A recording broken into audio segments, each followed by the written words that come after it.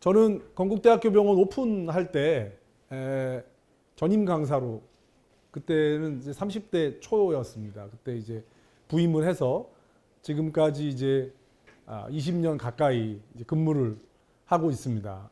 현재는 이제 팔다리 혈관 센터라고 국내에는 이제 팔다리 혈관 센터라는 이름을 가진 센터는 없습니다. 제가 2017년에 이제 제안을 해서 2014년에 제안을 해서 만들었는데 팔다리 혈관 질환이 생각보다 굉장히 많습니다. 뭐 하지정맥류는 익히 들어서 잘 아시는 거고 뭐 당뇨발이라든지 뭐 등등등등 해서 다리는 아픈데 이게 신경통인지 근육통인지 관절염인지 다 요 생각만 하시죠. 그래갖고 정형외과, 신경외과 가서 뭐 각종 주사니 약이니 뭐 한의원도 가시고요. 할 수 있는 거 다 하시잖아요. 다리는 그대로예요. 좋아지지 않고.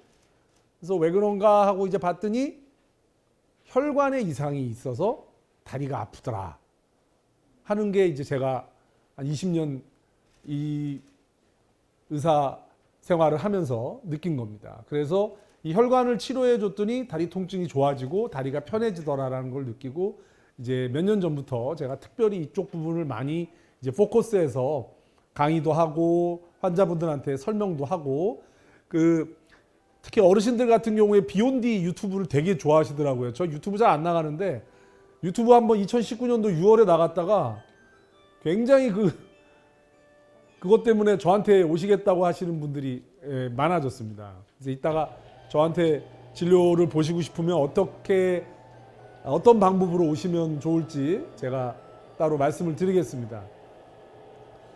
먼저 하지정맥류에 대해서 좀 설명을 좀 개략적으로 드리고요. 뒤에 슬라이드에 이제 다리 통증에 대해서 한번 정리를 해드리겠습니다. 이 하지정맥류는 굉장히 유명하죠. 이건 뭐 다 아시겠지만 이게 굉장히 오래됐답니다. 이게 뭐 기원전 이집트 시대에서부터 있었다 그러고 여기서 이렇게 다리에 꼬불꼬불한 정맥이 있는 부위를 칼로 찢어가지고 피를 내고 있는 장면입니다. 그래갖고 그 정맥에 이제 고여 있는 피를 빼서 사실 그렇게는 치료가 되지 않지만 이때는 이제 그런 식으로 치료를 하는 그런 모습이죠. 이게 남자하고 여자하고 봤을 때 여자한테서 훨씬 빈도가 높습니다. 여자한테서 훨씬 빈도가 높고 여자는 많게는 3명 중에 1명. 여기 계시는 분들도 우리 여성분들이 훨씬 많으신데 3분 중에 1분. 남자는 5명에서 뭐 적게는 9명 중에 1분. 굉장히 흔한 질환이죠. 병은 병인데 병인지 모르는 그런 상황도 굉장히 많습니다. 여자한테 많은 이유는 이게 여성 호르몬 자체가 이제 근육을 좀 확장시키거든요. 혈관 내에도 근육이 있으니까 그게 이제 확장이 되면서 정맥류가 생기거나 임신 같은 경우 하면 이제 배가 이제 많이 불러서 이제 정맥을 압박하게 되거든요. 그래갖고 정맥류가 생길 수가 있고 여러 가지 면에서 여자가 불리한 병입니다. 여자한테 훨씬 많은 그런 병이고요. 하지정맥류는 이런 거 다리에 다 있으시지 않으세요? 이런 거 없으신 분 별로 없을 것 같은데, 예? 이런 거를 우리가 망상정맥류라고 해서요. 굳이 치료하실 필요는 없습니다. 미스코리아 나가신다 그러면은 치료 받으셔도 되는데 지금은 조금 많이 늦으셨죠. 그래서 미스코리아 나가실 필요가 없기 때문에 굳이 이거는 그냥 흰머리나 주름살이라고 생각하시고 그냥 두시는 게 좋습니다. 예, 같은 말이죠. 이런 것들 다 크게 이런 것들은 문제를 일으키지 않습니다. 대부분. 여기서부터가 이제 중요하죠. 직경이 3에서 4mm 이상으로 튀어나오는 것. 꾸불꾸불하게 튀어나오는 것들을 우리가 흔히 정맥류라고 얘기를 합니다. 이게 이제 2단계가 되는 거고요. 이런 단계가 있을 경우에 우리가 1단계라고 합니다. 이게 단계별로 차곡차곡 진행하는 거는 꼭 아니에요. 나는 처음에 나타날 때 2단계로 나타날 수도 있고 나는 처음에 나타날 때 3단계로 나타날 수도 있고 사람마다 다릅니다. 그거는. 근데 굳이 우리가 이렇게 병의 어떤 심한 정도를 표현하기 위해서 단계라는 표현을 쓰는데요. 3단계는 정맥류가 있건 없건 떠나서 다리가 붓는 겁니다. 특히 한쪽 다리가 붓는 경우. 양쪽 다리가 다 붓는 경우에는 심장질환이나 신장질환이나 뭐 호르몬질환 등등등 아무 이유 없이도 부을 수도 있고요. 근데 한쪽 다리가 붓는다. 유독 그러면 내 다리 중에 어떤 정맥에 좀 이상이 있나 보다라고 의심을 해볼 필요가 있습니다. 다리 굵기가 이렇게 다르죠. 예. 누르면 쑥 들어갔다가 놓으면은 이게 안 나와요. 요 앞에 여기 정강이뼈 있지 않습니까? 그 앞을 한번 눌러보시면 누르라 그랬다고 막 엄청 세게 누르시는데 그러시기까지 세게 누르실 필요 없이 살짝게 누르면 얘가 쏙 들어갔다가 놓으면 안 나옵니다. 예, 그러면 이제 부종이 있다고 생각을 하고 콩팥이 안 좋거나 심장이 안 좋아도 흔히 나타나는 다리에 물이 고여 있는 거죠. 쉽게 말씀드리면. 그 다음에 색깔이 변하는 경우 이런 색해 이렇게 붉거나 아주 다크 브라운으로 아주 거무튀튀하게 색깔이 변합니다. 이게 4단계가 되는 거예요. 여기서부터 이 정도 오면 상당히 많이 진행을 한 상황이세요. 빨리 치료를 해야 됩니다. 여기를 넘어가면 궤양이 생깁니다. 피부에 구멍이 나는. 예. 궤양이 생겨버리면 치료하기가 진짜 힘들어요. 예. 그래서 이쪽까지 가시면 안 돼요. 이전에 병원에 오셔야 됩니다. 적어도 4단계에서는 병원에 오셔야 돼요. 하지정맥류는 왜 생기냐? 자, 우리 제일 걱정하시는 게 뭐예요? 뇌, 심장. 연세 드시면 제일 걱정하는 게 그거죠. 뇌랑 심장을 왜 걱정하냐면 동맥입니다. 그거는. 동맥은 뭐 하는 거냐면 우리가 가만히 있어도 우리는 아무것도 하지 않아도 심장이 피를 쫙쫙 짜주죠. 120에 80의 압력으로 쫙쫙 짜서 손가락 끝까지, 장기 끝까지 피를 보내줍니다. 그게 동맥이죠. 그 동맥은 상수도 역할을 하는 겁니다. 물을 공급해주는, 피를 공급해주는 역할을 하는 거죠. 그럼 정맥은 뭐냐? 이 갔던 피가 다시 심장으로 들어갑니다. 하수도 역할을 하는 거죠. 근데 정맥은 압력이 낮아요. 10mm도 안 되고 굉장히 낮습니다. 동맥은 심장이 짜주는 힘으로 우리가 자는 동안에 심장이 안 뜁니까? 뛰죠. 우리가 자도 심장은 계속 자기가 알아서 피를 손가락 끝까지 보내줍니다. 근데 정맥은 어때요? 힘이 없어요. 지가 알아서 피를 심장으로 잘 끌고 가야 되는데 힘들어요. 특히 다리. 왜? 다리에 있는 피는 심장으로 올라가야 되죠. 예? 이거 끌고 올라가야 되잖아요. 갔던 피가 다시 끌고 올라가야 되는데 중력의 반대 방향 있지 않습니까? 팔은 이렇게 들고 있으면 괜찮은데 다리는 중력의 반대 방향이니까 오래 서 있으면 다리가 많이 붓는 이유도 그겁니다. 정맥 순환이 제대로 안 되기 때문에. 그렇다고 누워서 다리를 들고 있을 수도 없고 계속 사람은 서 있고 걸어 다녀야 되기 때문에. 그래서 다른 방법이 필요합니다. 정맥은.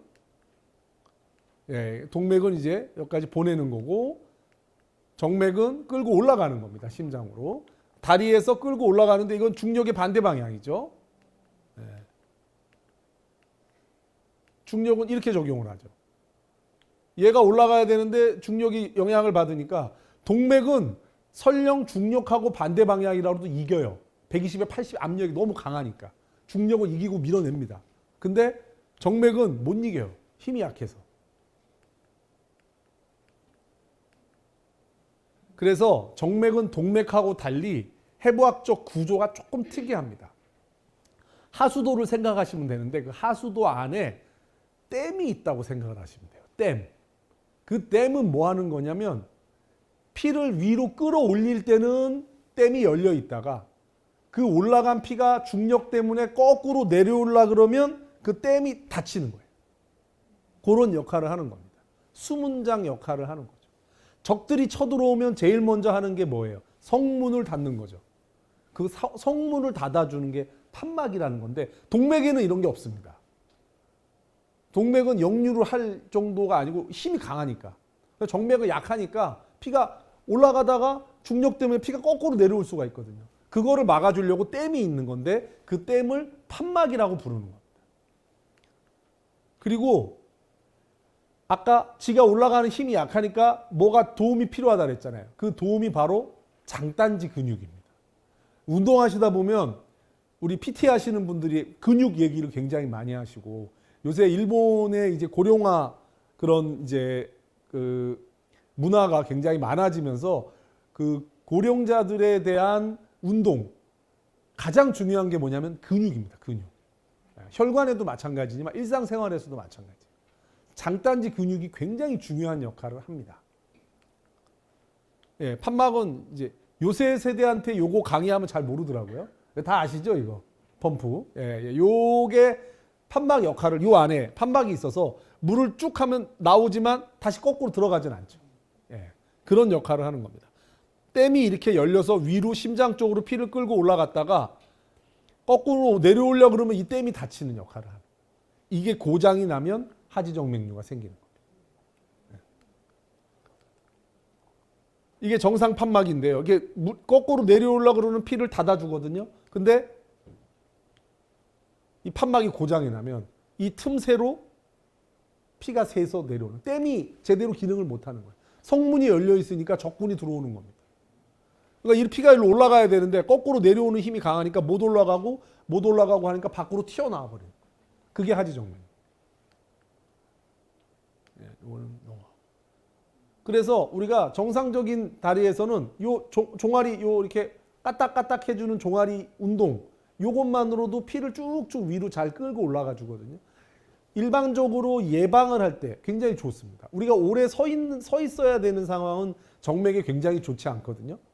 그럴 경우에는 이렇게 까치발 같은 것만 들어줘도 종아리 운동을 딱 해주면 피가 잘 올라가기 때문에 다리가 붓거나 다리가 무거운 증상을 훨씬 줄일 수가 있습니다.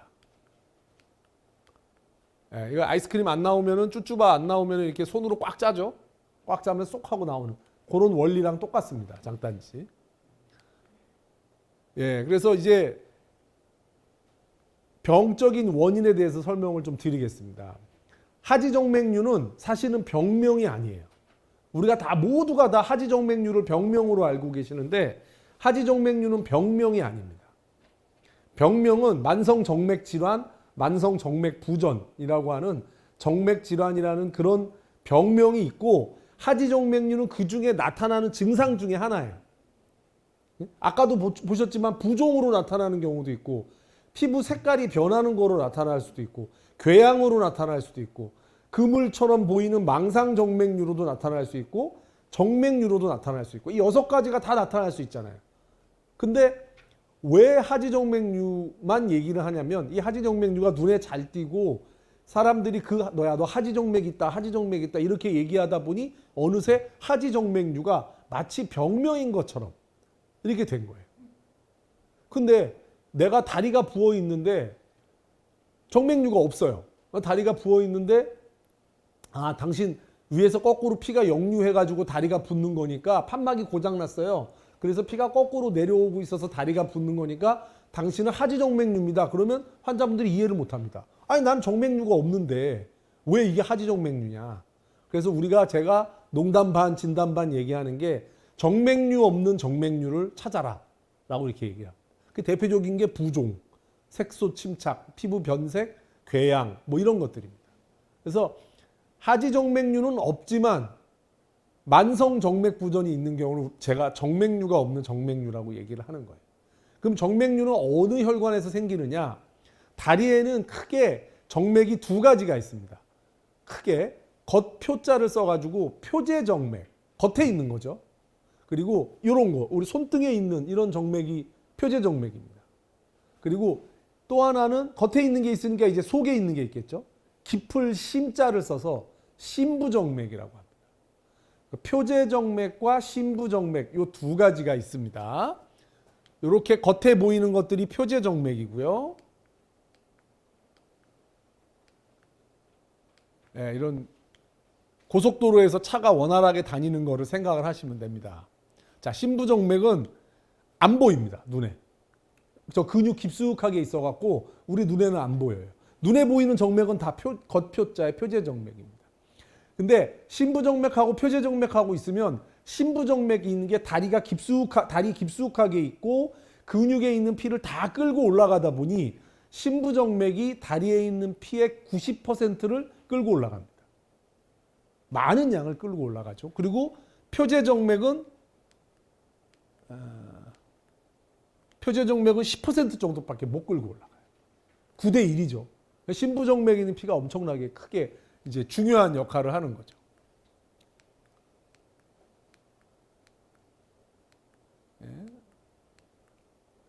자, 그래서 심부정맥이 여기 심부정맥이 이렇게 올라가고 있고요. 여기 표재정맥이 이렇게 올라가고 있습니다. 얘가 만나는 데가 있어요. 사타구니 앞에서 한번 만나고 무릎 뒤쪽에서 한번 만나고 그 중간에 이제 관통정맥이라는 고속도로 나들목을 생각하시면 됩니다. 인터체인지 같은 데가 있어서 중간에 눈에 보이지 않게 연결되는 부위가 있어요. 한 150개에서 400개 정도 있는데 눈에는 잘 안 보입니다. 이런 관통정맥이라 그러는데 관통정맥은 뭐 중요하지 않으니까 일단 넘어가고 이 심부정맥과 표재정맥이 있는데 쉽게 설명을 드리자면 아까 심부정맥이 몇 퍼센트? 90% 정도를 끌고 올라가고 표재정맥은 10% 정도만 피가 끌고 와요. 어느 놈이 힘이 좋을까요? 당연히 심부정맥이 힘이 좋겠죠. 자, 역사적으로 힘센 나라와 강대국과 약소국이 있으면 강대국이 약소국을 잘해주고 먹을 것도 주고 야 너네 우리 같이 잘 살아보자 하나요? 아니면 죽이려고 달려들어서 침범을 하나요? 침범을 하죠. 똑같습니다. 여기도. 심부정맥하고 표재정맥하고 이렇게 만나면 사이좋게 피를 끌고 심장으로 올라가면 좋은데 그렇지가 않고 이 심부정맥에 있는 피가 표재정맥으로 거꾸로 넘어오려고 그래요. 왜? 얘는 이거 굵죠. 굵고 힘이 좋고 피의 양도 많으니까 약하디 약한 표재정맥 쪽으로 피가 넘어오려고 합니다. 그 표재정맥은 막아야 되겠죠. 어떻게 막죠? 아까 말씀드렸죠. 판막이 있습니다. 판막. 그 판막으로 막는 거예요. 댐으로 막는 겁니다. 근데 그게 고장이 나면 그게 바로 만성정맥 부전이 돼요. 하지정맥. 그래서 여기가 뚫렸다. 뭐 이런 데가 이제 판막이 고장났다 하면 피가 이제 거꾸로 내려오는 거죠. 이렇게. 그래서 원래 있던 정맥이 어떻게 돼요? 굵어지고 꼬불꼬불해져요. 이게 하지정맥. 이해가 되셨어요? 예. 그러니까 이게 치료를 해야 되는데 치료를 어떻게 하냐면 이걸 없애버립니다. 판막을 갈아 껴주면 제일 심플하겠죠. 근데 그 방법은 없습니다. 판막이 워낙 작고 가늘어서 그거를 대체할 수 있는 품목은 없어요. 심장처럼 판막을 갈면 좋은데 그런 게 없어서 어떻게 해야 되냐면 이 표재정맥을 없애버립니다. 이 표재정맥 없애도 될까요? 없애도 될까요? 심장, 뭐 다리에 있는 혈관을 막 없애도 될까요? 안 돼요. 그거 안 되면 전 벌써 감옥 가 있었을 것 같은데. 제가 한 4,000명 정도 없애드렸는데. 자, 어떻게 생각을 하시면 되냐면 서울에서 부산까지 어르신들이 차를 몰고 가십니다. 경부고속도로를 타고 차를 몰고 가시는데 저 상주쯤에 있는 경운기가 다니는 편도 1차선짜리 길이 있어요. 거기가 폭우로 침수가 됐습니다. 어르신들이 부산 가는 고속도로의 통행량에 영향을 미칠까요? 안 미칩니다. 저 예천이나 상주쯤에 있는 편도 1차선 경운기 다니는 길이에요. 자, 그런 길이 경부고속도로 8차선 도로를 타고 지금 부산을 가시는데 영향을 미치겠어요? 안 미칩니다.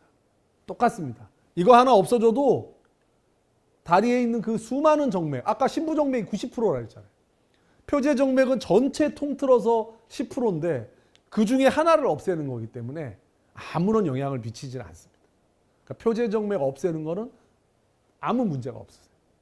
그래서 이 자체를 없애버립니다. 치료는 이따 뒤에 간단하게 다시 설명드릴게요. 다리 외에도 정맥류가 있어요. 손등에도 너무 꼴배기 쉽게 꾸불꾸불하게 튀어나와 있는 사람들도 있습니다. 그래서 이거는 전적으로 미용적인 측면에서 특히 젊은 여자분들이 이제 많이 원하시는데 이거를 없애달라고 하시는 분들이 있습니다. 근데 굳이 없앨 필요가 없어요. 네, 뭐 그러신 분들이 있습니다. 그리고 이런 사타구니 있는 쪽에 이렇게 정맥류가 있는 부분이 있고요. 골반 우렬 증후군이라고 해갖고 여성분들한테 특히 많은데 이게 자궁 주변에 정맥이 꾸불꾸불해져갖고 이게 원인 모르게 계속 하복부 통증을 일으키는 그 40, 50대 여성분들 중에서 특히 그런 분들이 있으신데 이것도 이제 이 골반 정맥의 정맥류입니다. 예. 치질 쪽도 뭐 치질은 뭐 정맥이라고 하기는 좀 그렇지만 어쨌든 이 혈관이 꼬불꼬불해지고 튀어나오는 거기 때문에 이것도 일종의 정맥류라고 저희가 얘기를 할 수 있죠. 자, 어떤 사람이 하지정맥류가 잘 생기느냐? 유전입니다. 제일 엄마가 있으면 딸도 있느냐? 꼭 그렇지는 않습니다. 꼭 그렇지는 않지만 굉장히 리스크는 높아집니다. 제가 예전에는 엄마가 약 사고 아빠는 뭐 하시는 분이 뭐있는데 아빠를 치료를 한번 해드렸어요. 제일 처음에. 근데 우리 와이프도 하지정맥류가 있는데 다음에 데리고 오겠습니다. 근데 진짜 오셔갖고 그 부인도 제가 치료를 해드렸는데 딸이 넷이 있는데 딸 4명이 다 하지정맥류가 있습니다. 온 가족 6명이 있는데 필리핀인가 사는 딸 1명을 빼놓고 딸 3명을 다 제가 치료를 했습니다. 그래갖고 예전에 라디오에도 한번 출연해 주신 적이 있는데 그래서 온 가족을 제가 치료해 드린 적이 있습니다. 그렇게 유전적인 요인인데 이 유전적인 건 내가 하지정맥류가 있으니까 내 아들이 있고 내 딸이 있는 게 아니라 하지정맥류가 잘 생기는 그런 습성이나 그런 것들이 유전이 되는 겁니다. 예. 아까 여자에 많다고 제가 말씀드렸죠. 연세가 많으시면 하지정맥류가 더 잘 생기십니다. 이게 보고에 따르면 70대에서 80대는 70% 이상이 가지고 있으시다. 여기 70대 넘으신 분들이 있으면 10명 중에 7명이 하지정맥류가 있다는 거예요. 근데 증상이 있느냐 없느냐의 차이. 또는 증상이 있는데 별로 내가 크게 불편함을 느끼지 못한다. 이런 경우에는 병원에 굳이 오실 필요 없어요. 예, 배가 이렇게 나오고 뚱뚱하고 다 이제 아주 하이 리스크 그룹이죠. 이게 이제 여성 호르몬이 들어있는 피임약 이런 것도 영향을 미칩니다. 오래 서 있는 직업 뭐 강사, 의사, 요리사, 뭐 미용사, 모델, 백화점 직원들 뭐 이런 사람들 계속 서 있으니까 예방하려면 까치발 좀 들어주시고 압박 스타킹 같은 거 좀 신어주시고 그러면 훨씬 도움이 되겠죠. 자, 그러면 어떨 때 나는 병원에 와야 됩니까? 혈관이 일단 보이면 뭐 이런 보이면 당연히 병원에 오셔야죠. 그렇죠? 예. 오셔서 검사 받고 치료를 해야 될지 말아야 될지 상의를 하셔야 됩니다. 자, 이건 좀 비특이적인 증상이죠. 모든 사람이 다 갖고 있는 증상인데 다리가 무겁고 피곤하다. 다리가 가볍고 상쾌한 사람 대한민국에 몇 명 없을 겁니다. 다들 무겁고 뻐근하고 특히 저녁 때 되면 너무 힘들죠. 다리가. 근데 그게 정도가 심하고 나는 이거 내가 좀 시간이 지날수록 더 심해진다 싶으면 병원에 오셔서 검사를 한번 받으셔야 됩니다. 다리 통증. 일단 통증을 한꺼번에 제가 또 따로 정리를 해드릴게요. 다리 통증이 있으면 이 다리 통증에 대해서도 치료를 다리 아프면 정형외과 제일 먼저 가시잖아요. 관절염인가 뭐 신경통인가 해가지고 정형외과 가잖아요. 약 먹었는데 약 먹을 때 조금 좋아지는 것 같다가 다시 도로아미 타불이다. 이런 경우 병원에 오셔야 됩니다. 혈관을 꼭 검사를 하셔야 돼요. 네, 다리가 붓는데 아주 특히 한쪽이 붓는 경우. 네. 밤에 주무실 때 쥐가 나시는 분들이 있어요. 아주 특이한 증상이지만 요 밤에 특히 쥐가 잘 나시는 분들은 꼭 검사를 받으셔야 돼요. 네. 이분들은 하지정맥류가 있을 가능성이 굉장히 높으세요. 다리가 가려움증이 있다. 이것도 뭐 조금 비특이적이긴 하지만 이것도 검사를 받으실 필요가 있습니다. 특히 증상이 점점 심해질 때. 이렇게 색깔이 변할 때, 거무튀튀하게 변할 때는 이거는 위험 사인이죠. 이거는 지체하지 마시고 바로 병원에 오셔야 됩니다. 예, 이거는 뭐 이렇게 이미 생겨버리면 이건 치료하는데 몇 달 걸립니다. 아주 고약스러운 병입니다. 네. 자, 진단은 간단하게 넘어갈게요. 진단은 초음파. 병원에 오면 뭐 합니까? 초음파로 끝납니다. CT도 안 찍고 MRI도 찍을 필요 없고 검사가 MRI 같은 거에 MRI 요새 뭐 그냥 툭 치면 100만 원이죠. 훨씬 쌉니다. 그리고 금식하실 필요도 없어요. 뭐 특별히 준비할 것도 없습니다. 그냥 오셔서 옷만 갈아입고 다리만 내밀어 주시면 승체로 제가 한 15분 정도 검사하면 끝납니다. 아주 간단하게 하실 수 있고 아프지도 않고 뭐 환자분이 위해를 입는 것도 전혀 없고요. 금식도 필요 없고 아주 간단. 요 검사 하나만으로 모든 거를 다 알아낼 수가 있습니다. 다리 정맥의 모든 거를 요거 하나로 알아낼 수가 있어요. 혹시나 다른 병원에 가셨는데 초음파 말고 다른 검사를 추가로 하자 그러면 뒤도 돌아보지 말고 나오십시오. 아무짝에 쓸모없는 검사들입니다. 돈 벌려고 하는 거고, 이거면 하고도 남습니다. 초음파 검사로 이제 모든 거를 진단할 수 있다라고 생각하시면 됩니다. 시간 관계상 이런 건 좀 넘어갈게요. 자, 그러면 이제 치료 말씀드릴게요. 치료는 어떻게 하느냐? 아까 말씀드렸죠. 역류가 있는 표재 정맥을 없앱니다. 자, 어떻게 없애느냐? 첫 번째, 예전에는 수술로 그걸 다 긁어냈어요. 저희 흉부외과 선생님들이 지금도 이제 하시는데 그걸 막 긁어냅니다. 근데 그거는 입원을 오래 하셔야 돼요. 며칠 입원해 계셔야 되고, 출혈도 많이 나고, 피가 많이 나고, 다리도 많이 붓고, 멍도 많이 들고, 일상생활로 복귀하는데 시간이 며칠 걸립니다. 근데 요즘 제가 하는 치료 방법들, 레이저, 고주파, 접착제를 이용한 치료, 그 다음에 기계화학 폐쇄술, 이런 것들은 실손보험 때문에 입원을 하시지만 실제로는 입원해서 굳이 뭘 할 필요가 없을 정도로 아주 간단한 시술이고, 시술이 끝나고 나서 바로 일상생활로 복귀하실 수가 있습니다. 시술 시간은 1시간에서 1시간 반 정도. 원하시면 주무시면 돼요. 그냥 전신 마취를 하는 게 아니라 저희 내시경 할 때 수면 마취 하잖아요. 그거랑 똑같습니다. 잠깐 주무시고 일어나면 끝나 있습니다. 그래서 수술은 이제 결과는 다 똑같습니다. 결과는 다 좋아요. 다 좋은데 이제 수술의 약점은 아까 말씀드렸던 것처럼 피도 많이 나고, 병원의 재원 기간도 길어지고, 일상생활로 복귀가 그만큼 늦어지고, 합병증도 좀 더 많고요. 근데 레이저나 고주파나 접착제를 이용한 거나 기계화학 폐쇄술, 이런 것들은 아주 간단하게 치료를 할 수가 있는 겁니다. 이건 다 제가 하는 겁니다. 그래서 레이저랑 이 고주파는 뭐냐면 열을 이용하는 겁니다. 그래서 한 2mm만 살짝 흠집을 내고 그 안에다가 가느다란 관을 집어넣어요. 그 가느다란 관을 집어넣어서 혈관 내벽을 태워버리는 겁니다. 좀 무섭게 말씀드리자면 다리미로 혈관 안쪽을 지져버리는 겁니다.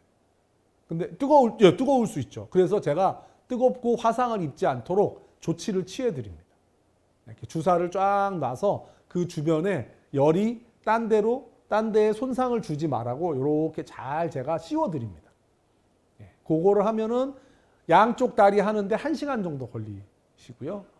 그냥 주무시느라고 제가 뭐 하는지도 잘 모르시고 끝납니다. 열을 이용한 치료 방법이 있고, 최근에는 이 베나실이라고, 이거 우리나라에서 제가 제일 먼저 한 시술인데, 이게 뭐냐면 본드입니다. 본드. 순간 접착제. 그래가지고 요거를 혈관 안에다 떨어뜨리고 혈관을 붙여버리는 거예요. 아까 말씀드린 그 표재정맥에 피가 들어오지 못하게 붙여버리는 겁니다. 이거는 좋은 점이 열을 이용하지 않으니까 화상을 입거나 뭐 이런 걸 걱정 안 하셔도 되고, 훨씬 시술 시간도 빠르고, 끝나고 나면은 압박 스타킹 같은 것도 안 신으셔도 돼요. 그래서 환자의 편리한 측면에서 보면은 이 베나실이라고 불리우는 이 본드를 이용한 치료법이 가장 편안하십니다. 근데 이거는 약점이 뭐가 있냐면, 본드를 사용하다 보니까 알레르기 반응이 조금 생겨요. 그래서 한 5분 정도 치료를 받으시면 한 분 정도는 빨갛게 이렇게 두드러기처럼 일어납니다. 물론 이제 약 드시면 좋아지지만 그런 게 좀 생기기도 합니다. 가장 최근에 나오는 거는 이제 기계화학 폐쇄술이라 그래가지고, 이거는 이제 가느다란 철사 같은 게 혈관 내벽을 이렇게 아주 빠른 속도로 회전을 합니다. 회전을 하면서 혈관을 수축을 시키면서 약물을 뿌려가지고 혈관을 굳게 만드는 치료 방법이고, 이 기계화학 폐쇄술은 현존하는 치료법 중에서 가장 빨리 끝나는 그런 치료법입니다.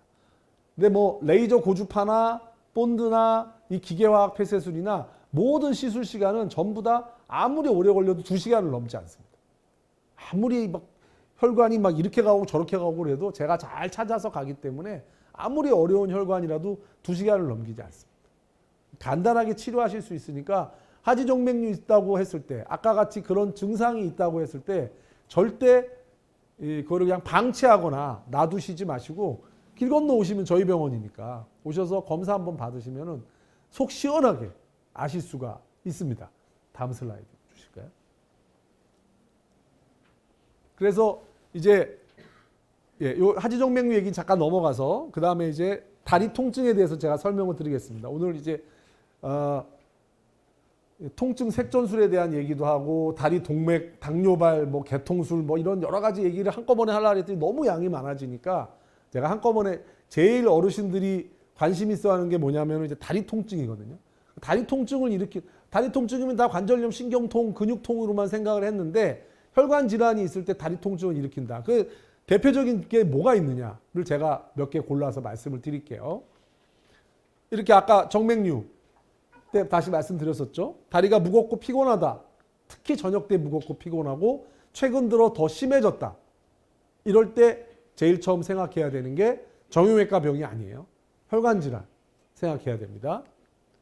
다리 통증이 있는데 종아리 통증이 있고 일반적인 약물이나 뭐 다른 정형외과를 가고 한의원 가서 침도 맞고 뭐 다 했는데 별로 좋아지지 않는다.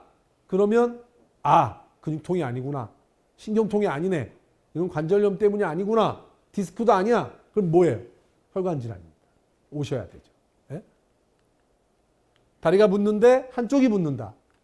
반드시 혈관 질환을 강력하게 의심하셔야 되죠. 밤에 쥐가 난다. 예? 밤에 막 떼굴떼굴 구르죠. 쥐가 나서 옆에 계신 분한테 막 다리 주물러 달라 그러고 막 이럴 때 아주 강력하게 의심되는 혈관 질환이 의심되는 상황입니다. 예, 가려움증은 뭐 색소 침자 이거는 지체하지 말라고 제가 말씀드렸죠. 이거는 뭐 사우나에서 같이 이렇게 보시다가도 아이고 빨리 가셔야 되겠네. 옆에 있는 분이 얘기해 줍니다. 어머 너 하지정맥 있다 막 이러면서. 그러면 병원에 어떻게 오셨어요? 그러면 내 친구가 사우나에서 하지정맥이 있다고 가라 그래서 왔어요. 이러신 분들 많아요. 이런 거 보이면 이건 아주 위험한 사인이니까 빨리 오셔야 됩니다. 예, 이건 뭐 말할 것도 없고요. 요런 거, 요런 게 여기 주로 잘 생기죠. 종아리 쪽에. 예. 자, 그래서 여기는 아까 설명드렸으니까 넘어갈게요.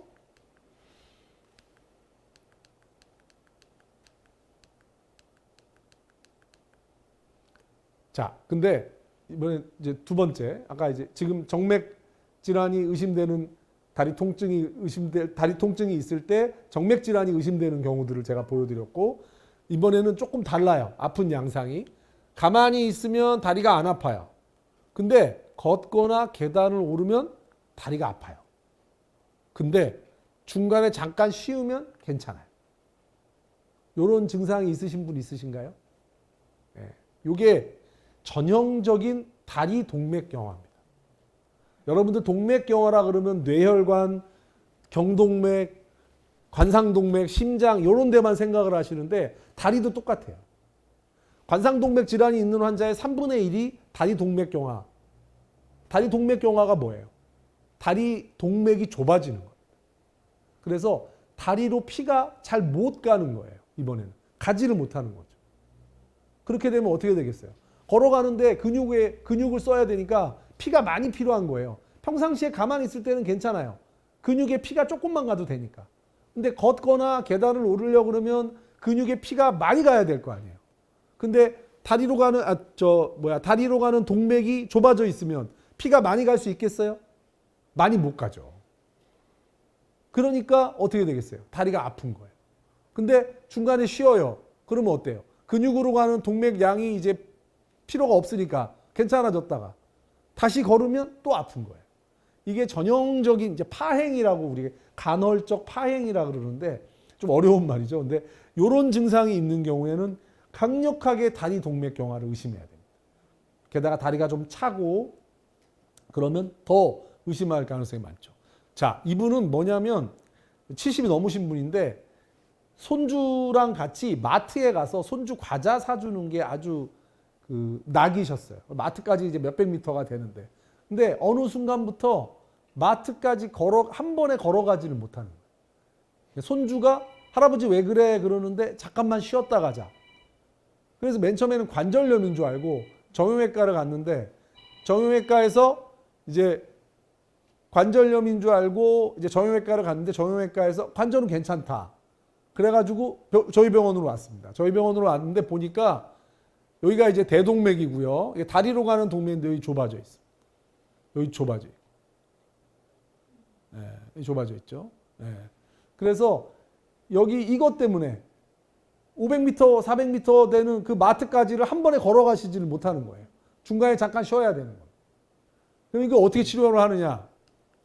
예전에는 배를 갈라요. 배를 가르고 배를 드러내고 대동맥에서 이쪽 요 사타구니 있는 혈관으로 인조혈관을 이렇게 이어줍니다. 엄청 큰 수술이죠. 예, 근데 저는 이렇게 배를 열지 않고요. 바늘 찔러서 해결을 합니다. 예, 뭐가 좋은 치료 방법일까요? 어느 게 편안하겠어요? 배에 흉터도 없고 전신 마취도 필요 없고 스텐트라는 말 다 들어보셨죠? 스텐트 몸에 관상동맥에 들어가 계신 분들도 꽤 있을 텐데 얘 다리 동맥에도 똑같습니다. 스텐트가 이렇게 들어가 있어요. 그러면 아까 좁았던데 다 넓어졌죠?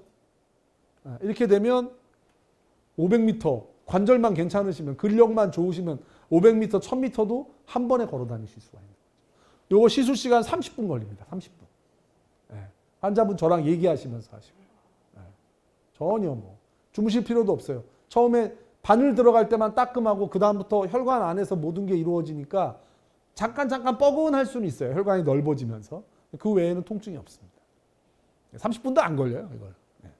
굉장히 쉽게 끝나는 시술입니다. 이거는 이제 다리 동맥 경화가 이렇게 있을 때 다리 통증은 이런 형태로 나타납니다. 자, 근데 이번에는 좀 달라요. 걸을 때도 아프고 가만히 있어도 아파. 근데 내가 당뇨가 있는데 이게 당뇨랑 관련이 있을까요? 이런 분들이 있어요. 그걸 방치하면 어떻게 되냐면 이렇게 돼서 오십니다. 이거는 정맥성 궤양이 아니고요. 동맥이 피가 가지 못해서 살이 썩은 궤양입니다. 여기 시커매졌죠, 이렇게. 예? 여기도 좀 거미튀튀하고. 예. 이런 경우에는 동맥이 피가 제대로 못 가기 때문에. 왜? 무슨 병 때문에? 당뇨입니다. 당뇨는 아주 치사한 병이에요. 왜 치사한 병이냐면 큰 혈관은 잘 안 건드립니다. 가느다란 5mm 이하의 아주 가느다란 혈관들을 주로 침범을 해요. 다리 중에서 5mm 이하의 가느다란 혈관은 대표적으로 어디냐면 무릎 밑에 이 종아리 동맥들입니다. 그래서 제가 종아리 동맥을 뚫는 게 중요하다라는 칼럼을 예전에, 지금은 뭐 서울 시내에 있는 온갖 병원에서 다 종아리 동맥을 뚫지만 2000년대 중후반만 해도 종아리 동맥에 관심 가지고 있는 의사가 없었어요. 저밖에 없었어요. 제가 그거를 신문에도 칼럼도 많이 쓰고 막 그랬었는데 그 종아리 동맥이 중요한 게 왜 그러냐면 당뇨가 종아리 동맥을 침범하거든요. 거기를 다 막아버리는 거예요. 그게 이렇게 돼서 오신 거예요. 이분은 다리를 살렸고 이분은 결국 다리를 절단을 했어요. 너무 늦게 오셔가지고. 자, 그래서 보시면 여기가 대동맥이고요. 다리로 내려가는 거고 이 하얀 게 혈관이거든요. 보시면 여기까지는 굉장히 좋다가 이건 멀쩡합니다. 여기까지는 30대라 그래도 믿을 수 있을 정도로, 이분 70대인데 30대라고 믿을 수 있을 정도로 굉장히 혈관이 좋은데 이 종아리로 내려가는 혈관은 잘 안 보입니다. 중간중간에 막 막혀 있고. 확대해서 보면 여기 3개가 혈관이 내려가야 되거든요. 종아리 동맥은 3총사가 있는데 여기는 하나밖에 안 보이죠. 그나마도 중간에 끊겨 있습니다. 자, 여기는 내려가다 끊기고 여기는 내려가다 끊기고 어느 헛 하나 다리로 피가 제대로 가지를 못합니다. 위에는 피가 좋으면 뭐예요? 밑에가 여기서 발가락까지 전달해주는 이 중요한 루트가 다 막혀 있는데 이 환자가 당뇨가 있거든요. 당뇨뼈성 동맥경화증입니다. 이런 경우에 어떤 증상이 나타나냐면 가만히 있을 때도 아파요. 가만히 있을 때도 다리가 아프면 우리가 뭐라 그러냐면 중증 하지 허혈이라 그래가지고 다리를 절단할 가능성이 굉장히 높아진 상태라고 저희가 정의를 합니다. 그래서 가만히 있어도 다리가 아프면서 이런 사진을 보이면 환자한테 당장 치료해야 된다고. 빨리 지금 종아리 동맥을 뚫지 않으면 환자분은 다리를 절단하게 됩니다라고 아주 강력하게 얘기합니다. 이 환자가 이렇게 가다 끊겼고 요거 하나 쭉 내려오다가 여기도 중간에 흐지부지 됐습니다. 여기 이렇게 궤양이 있고요. 이거를 철사로 이렇게 뚫은 다음에 풍선으로 이렇게 넓혔습니다. 보시면 길이 잘 가죠. 이렇게 하나, 둘, 셋 이렇게 아주 잘 내려가죠. 궤양 잘 치료됐습니다. 이렇게 이것도 뭐 배를 가르거나 크게 열거나 이런 게 아니라 아까처럼 바늘 하나로 뚫고 들어가서 다 해결을 할 수 있는. 세월 많이 좋아졌죠? 네. 자, 그 다음에 이제 마지막입니다. 네. 퇴행성 관절염이래. 퇴행성 관절염 뭐 다 조금씩 정도의 차이가 있지만 다 있으시죠. 특히 한국 분들, 한국 사람들 양반다리하고 앉아 있고 아이 없고 뭐 이러다 보니까 아이 맨날 들고 무거운 거 들고 그래서 퇴행성 관절염이 굉장히 많습니다. 이 양반다리 이게 굉장히 안 좋거든요. 무릎에. 정형외과 의사들은 그래서 양반다리 하는 사람을 굉장히 좋아합니다. 자기 병원에 많이 올 수 있게. 그래서 퇴행성 관절염이라고 하는데 그렇다고 나 수술을 해야 되냐? 인공관절 해야 되냐? 그 정도는 아니다. 본인 관절을 더 오래 쓰셔야 된다. 그리고 약을 줍니다. 약이 독한지 속이 쓰리고 뭐 가끔 출혈도 좀 있고 그래서 안 먹어버렸더니 또 무릎이 아프고 그래서 병원에 갔더니 주사를 맞재요. 주사를 맞았는데 자주 맞을 수 없다 그랬고 또 가끔 한 번씩 맞고 맞을 때만 좋아졌다가 또 나빠지고 이게 계속 반복이 됩니다. 자, 퇴행성 관절염이 무릎에 있을 때 또는 오십견이라든지 테니스 엘보라든지 골프 엘보라든지 이런 게 있을 때 제일 좋은 게 뭐냐면 약이나 주사로 치료가 되는 게 제일 좋은 거예요. 수술을 안 하고. 수술을 하게 되면 이 수술은 마지막 치료 방법이거든요. 그러니까 마지막 치료 방법까지 가는 그 길에 중간에 다른 치료 방법들을 많이 해서 나중에 결국 수술을 가게 되는데 최대한 수술까지 가는 시간을 늦추는 게 중요합니다. 특히 무릎. 그 얘기는 뭐냐면 자기 관절을 최대한 오래 쓰는 게 중요해요. 인공관절도 수명이 있으니까 예전에는 뭐 10년 내에 다시 다 갈아야 됐거든요. 근데 요새는 좀 좋아져서 10년 이상 쓴다고 하는데 그래서 이 인공관절이라는 거를 할 때까지의 시간을 최대한 버는 게 중요한데요. 다리가 아파 죽겠는데 무슨 시간을 벌어요? 나 빨리 인공관절 해줘요. 근데 인공관절을 할 단계가 아직 아닌 경우가 많아요. 그런 분들 치료하기가 되게 난감하거든요. 한의원들 돈 버는 게 그겁니다. 그런 분들을 대상으로 돈을 많이 버는데 실제로는 효과가 별로 없어요. 일본의 오쿠노 유지라는 선생이 아주 재밌는 걸 발견해냈는데 이 혈관을 막는 기술이 있습니다. 혈관을 아까 정맥 막듯이 혈관에다가 혈관 동맥을 찾아 들어가서 설탕가루 같은 걸 뿌려요. 설탕가루 같은 걸 뿌려갖고 혈관을 일시적으로 막습니다. 몇 시간 동안 일시적으로 막으면 그 염증이 있는 혈관은 그 주변에 있는 이상한 신경들이 있거든요. 여러분들 뾰루지가 나면 그 주변에 빨갛게 되죠. 그게 이제 염증이 있으면서 그 주변에 혈관들이 생성이 되는 건데 그런 생성된 혈관들이 주변에 있는 신경들을 먹여 살립니다.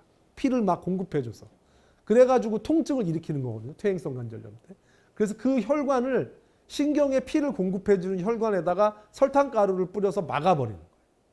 이 치료 방법은 국내에서 제가 제일 먼저 했고 아직까지 신의료 기술이 안 돼가지고 지금 이제 저희가 연구 환자분들 해서 뭐 논문도 저희가 많이 쓰고 굉장히 많은 분들이 치료를 받고 좋아졌습니다. 근데 돈을 저희가 받을 수가 없으니까 연구 단계의 그 시술로 해가지고 필요한 분들한테 저희가 동의서를 받고 진행을 해드리고 있습니다. 그래서 퇴행성 보시면 이게 무릎 앞에 있는 무릎뼈 여기 있는 데인데 보세요. 여기만 뾰루지에 있는 혈관처럼 아주 진하게 염색이 되는 게 보이실 겁니다. 이게 비정상적인 혈관이거든요. 이거를 제가 막아줬어요.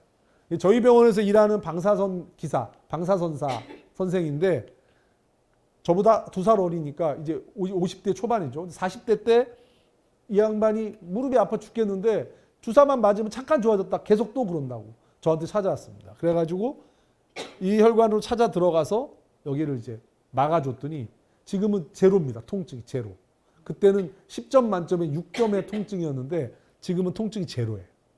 그래서 너무 편안하게 뭐 배드민턴도 열심히 치고 다니고 잘 일상생활을 하고 있습니다. 그래서 퇴행성 관절염인데 수술할 단계는 아닌데 그 전에 주사나 약물 치료가 효과가 별로 신통치 않다. 이럴 경우에는 한번 병원을 방문해 주시는 것도 좋을 것 같습니다. 예, 이상이고요. 혹시 유튜브 같은 거 보시고 이제 저를 만나러 오시는데 박상우가 진료가 없다고 막 이렇게 이거 어떻게 해야 돼 하고 막 컴플레인 하시는 분들이 많은데 제가 이것만 하는 게 아니라 다른 선생님들 환자도 의뢰 받아갖고 많이 하거든요. 그래갖고 제가 외래를 따로 오픈해서 뵐 시간이 없습니다. 그래가지고 어떻게 하냐면 혈관 질환이면 흉부외과 교수님을 먼저 보시고요. 퇴행성 관절염이면 정형외과 선생님을 먼저 보시고 박상우를 만나게 해달라고 얘기를 하면 그 다음에 진료 의뢰를 해주거나 아니면 초음파 검사는 제가 하거든요. 다 해드리지는 못하고 일부 분들은 초음파 검사를 제가 하고 아니면 꼭 만나고 싶다 그러면 진료 의뢰를 해서 만나실 수도 있고 만약에 치료를 하게 되면 100% 치료는 다 제가 합니다.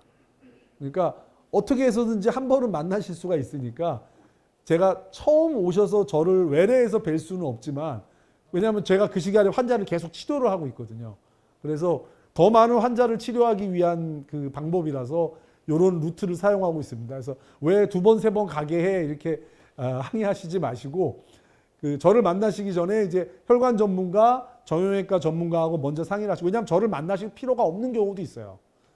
그냥 내가 볼 때는 내 증상 같은데 라고 오셨는데 그분들이 먼저 보시고 아니 이건 박상우 만날 필요도 없습니다 하고 돌려보내시기도 합니다.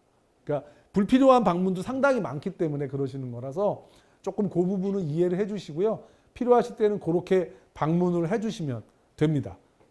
예, 강의는 이것으로 마치겠습니다. 감사합니다.